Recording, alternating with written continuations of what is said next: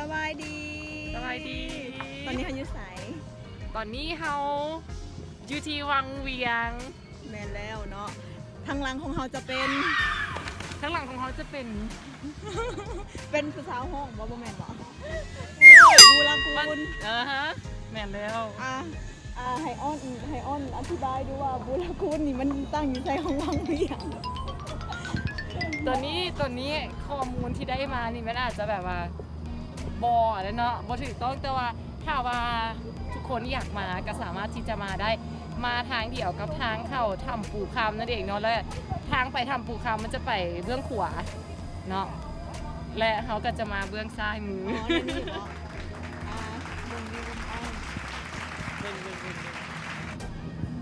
เบิ่งผู้สาวเบิ่งโอป้า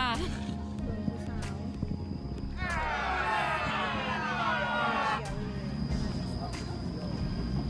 มันก็จะเป็นธรรมชาติแบบ